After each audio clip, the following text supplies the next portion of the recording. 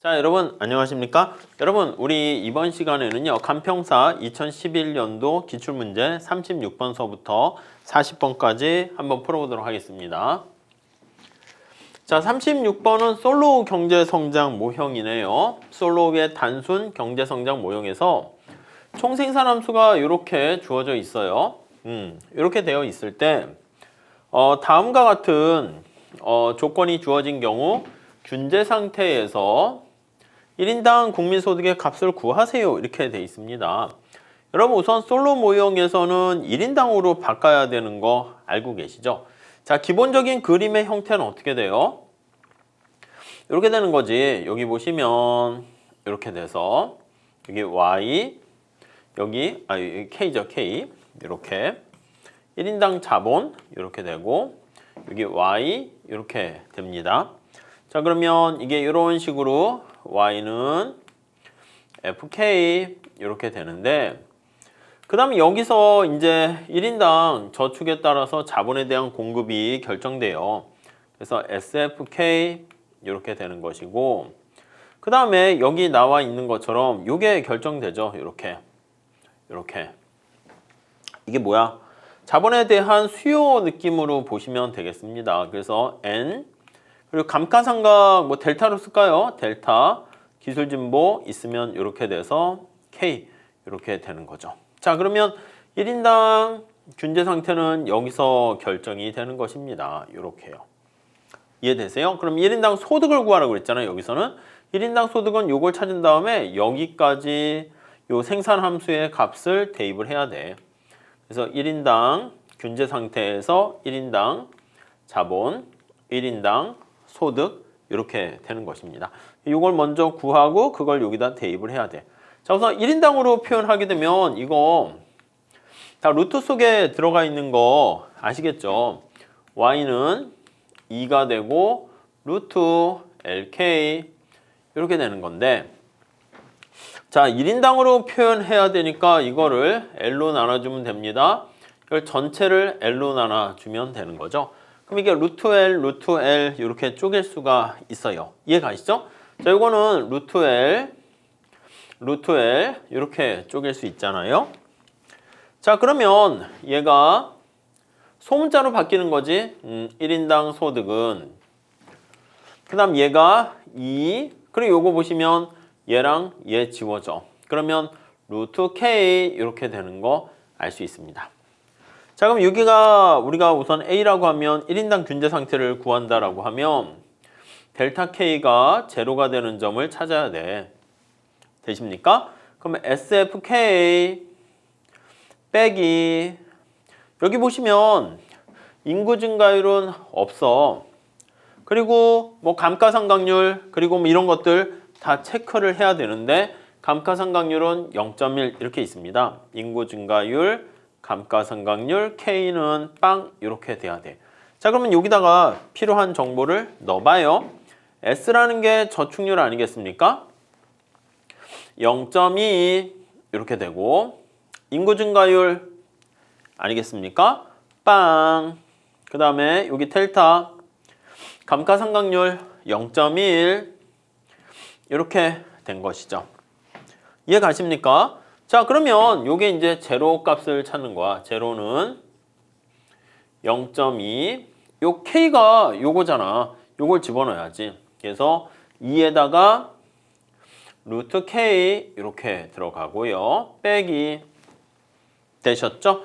자, 그럼 요거 어떻게 돼? 0.1 K 이렇게 보시면 돼요. 자, 그럼 어떻게 하면 돼요? 여기다 10을 곱하면 4 루트 K는 10을 곱하니까 K 이렇게 될 것이고 자, 이때 그러면 이 K 값은 어떻게 되겠습니까? K는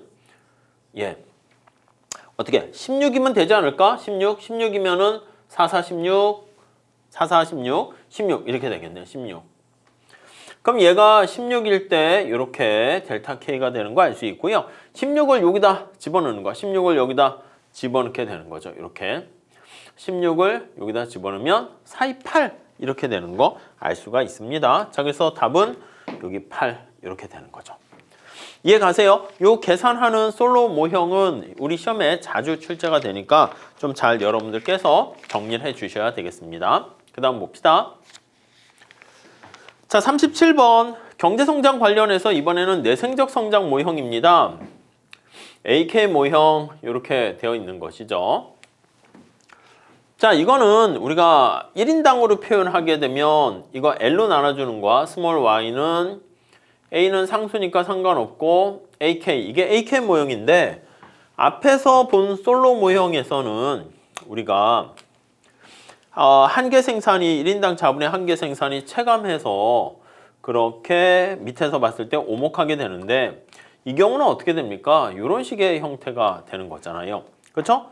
자, 그러니까 얘가 어떻게 되냐면 y는 AK 이렇게 되는 것이고 자, 그 다음에 S 이렇게 해가지고 이렇게 되는 거죠.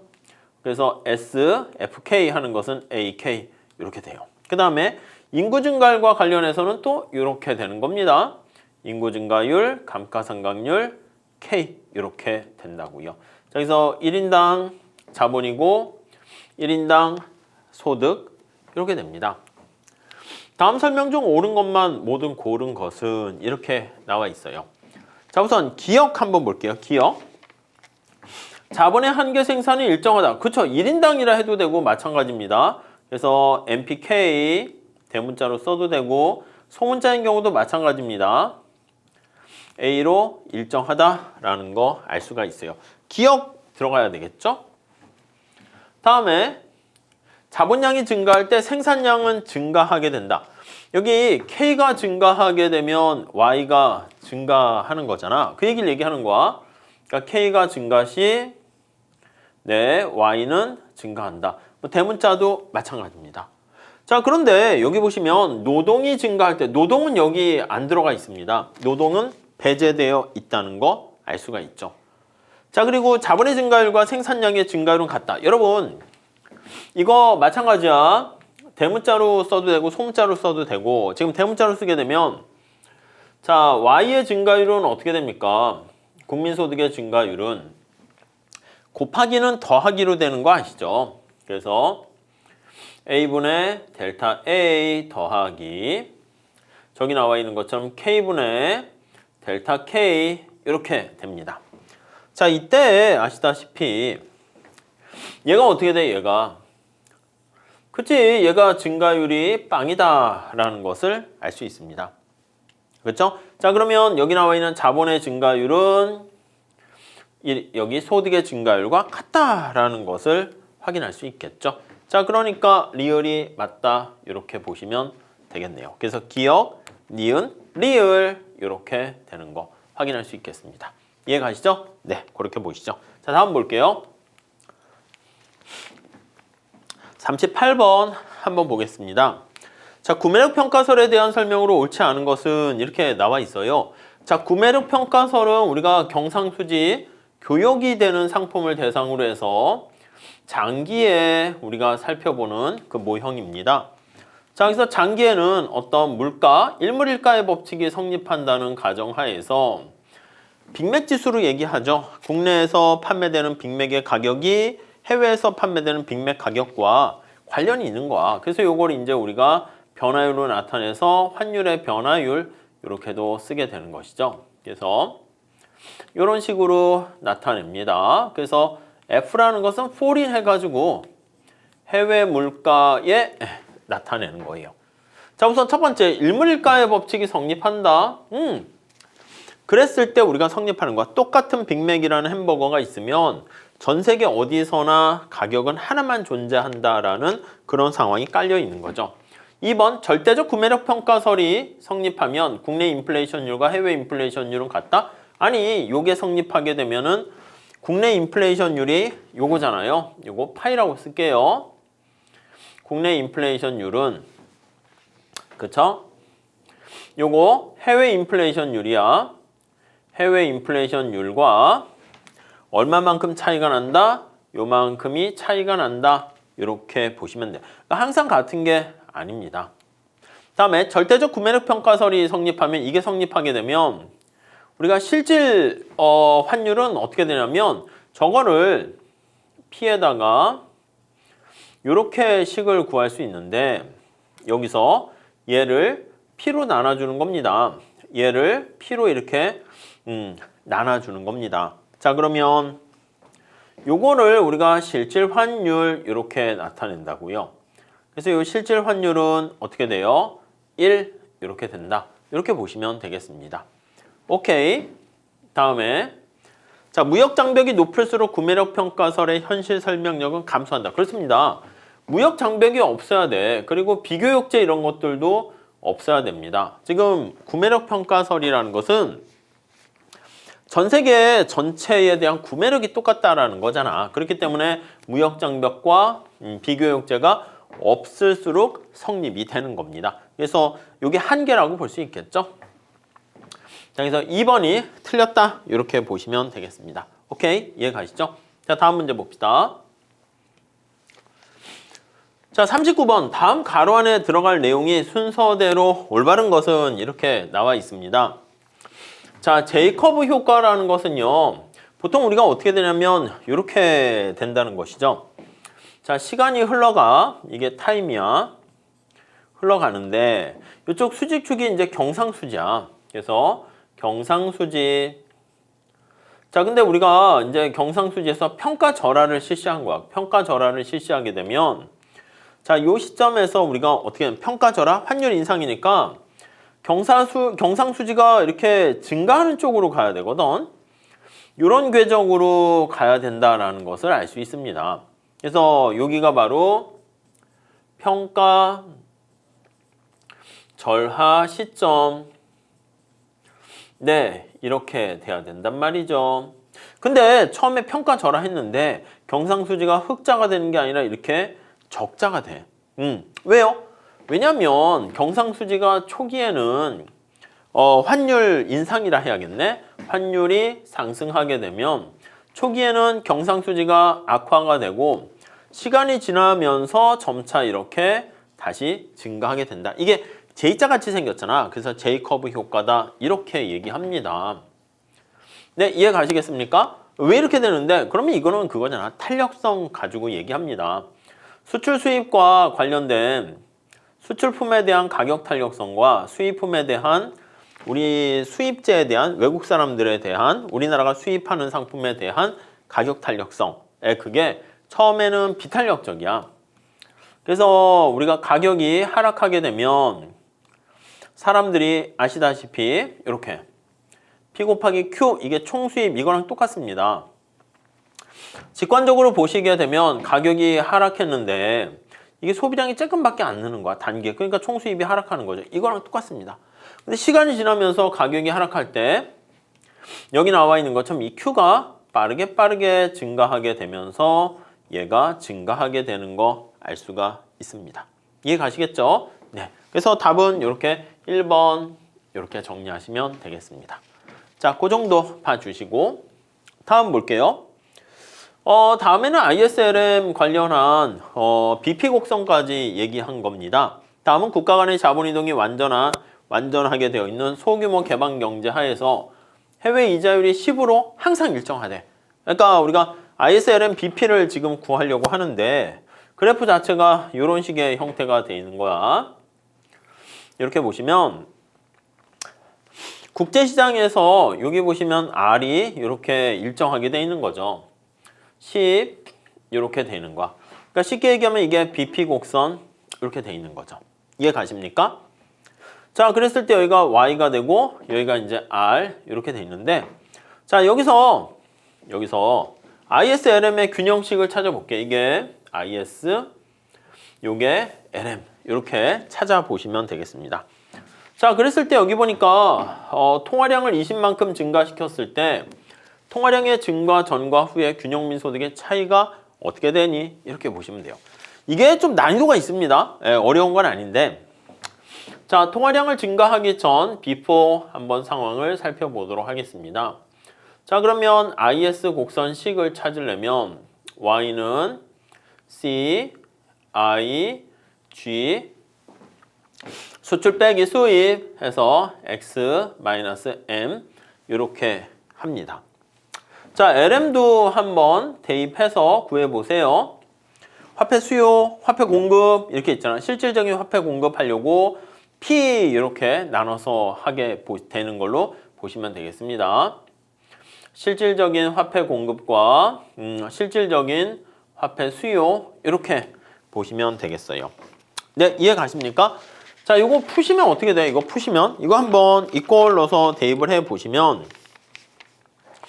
자, 이게 뭐 P가 아무 얘기 없으면 P는 당연히 1이다. 이거 실질 변수로 표현을 한 겁니다. 예, 그렇게 보시고 정리를 하시면 되겠어요. 자, 여기서 요거 색깔을 다르게 할까요? 자, IS 식을 대입을 하게 되면 자, 거의 계산을 해놨는데 Y는 1000 마이너스 2R 이렇게 돼요. 이해되세요? 자, LM도 식을 넣어서 계산을 합니다. 그러면 Y는 500 플러스 10R 이렇게 됩니다. 자, 그러면 우리가 이제 여기서 Y랑 이자율을 같이 한번 풀어볼게요. 풀어보시면 얼마의 값이 나옵니까? 라고 하면은 국민소득은 거기 대입을 하게 되면은 어떻게 되냐면 네, 이 10보다 훨씬 더 높아져.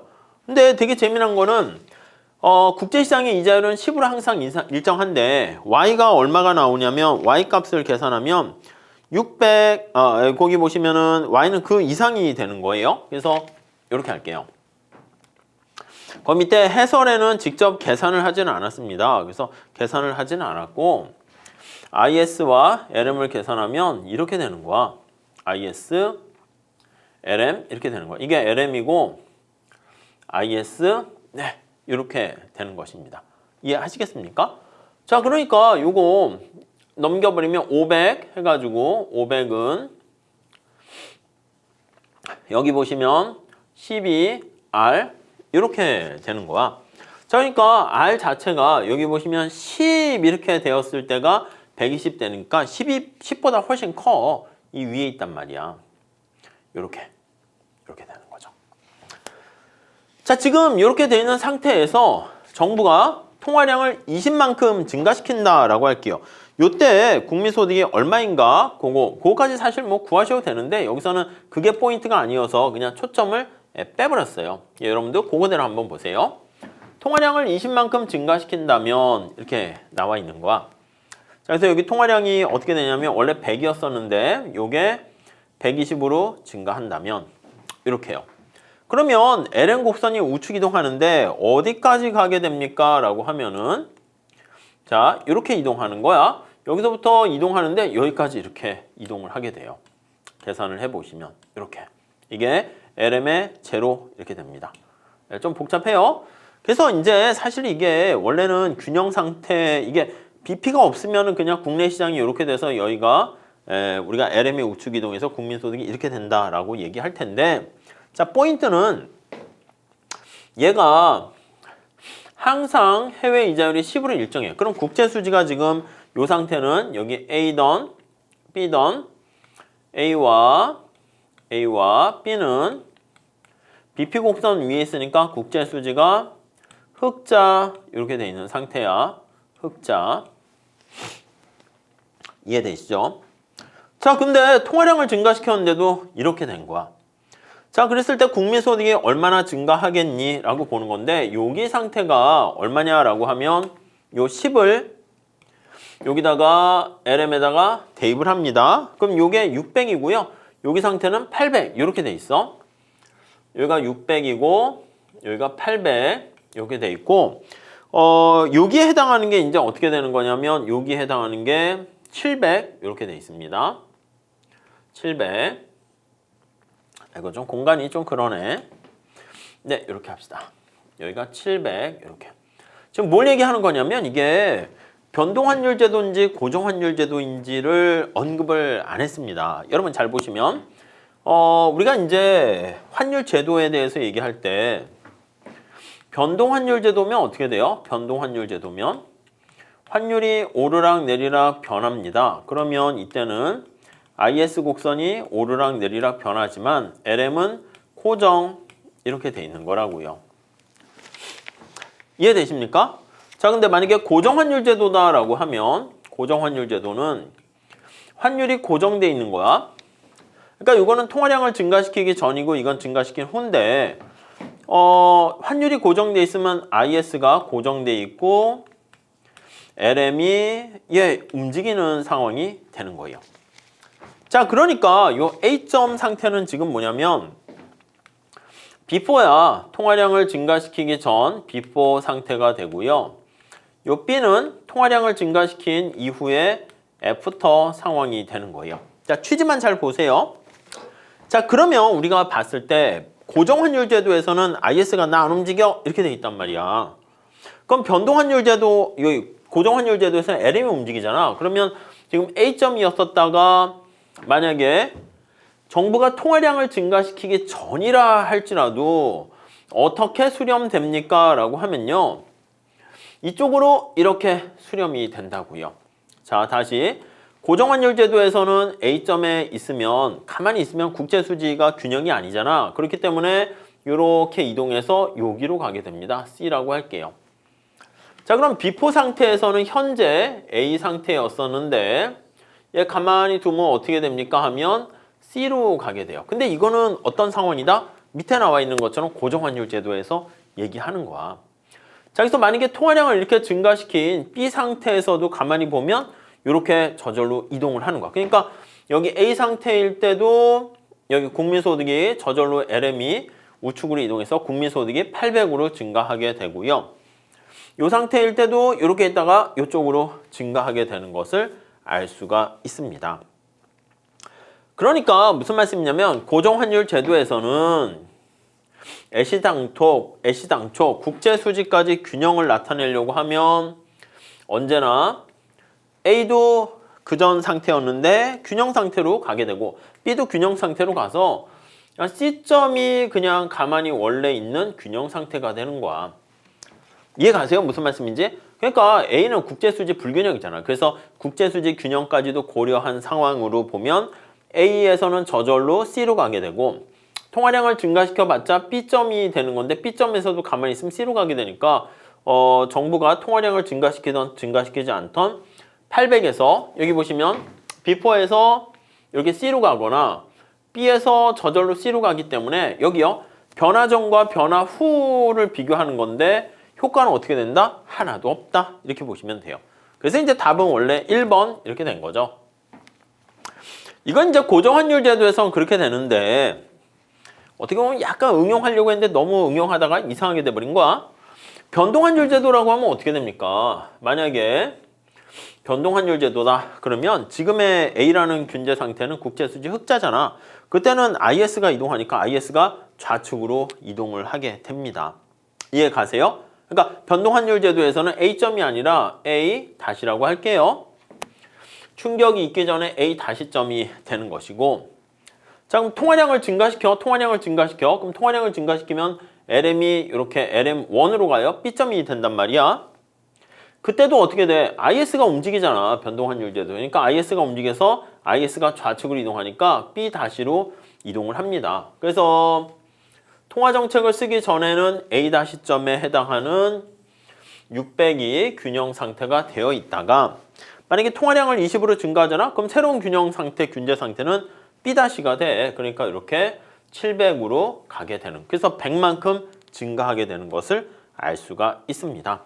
그러다 보니까 이게 환율 제도에 따라서 고정환율 제도냐, 변동환율 제도냐 이 두 가지가 답이 될 수가 있어 가지고요. 그래서 여기 나와 있는 1과 5 두 개가 복수 정답이 됐다라고 정리하시면 되겠네요. 아시겠습니까? 자, 그렇게 정리를 해 주시면 되겠습니다. 자, 이렇게 해서 우리 2011년 문제를 다 풀어봤고요. 별로 어렵지는 않은 것 같습니다. 그래서 한 10년 전에는 이렇게 그냥 가벼운 문제로 나왔는데 최근에는 좀 난이도가 이제 많이 올라가고 있죠. 그래서 다 준비를 해 주셔야 될 것 같습니다. 이렇게 정리하시고 우리 다음 시간에 또 이어서 같이 공부해 보도록 하겠습니다. 감사합니다.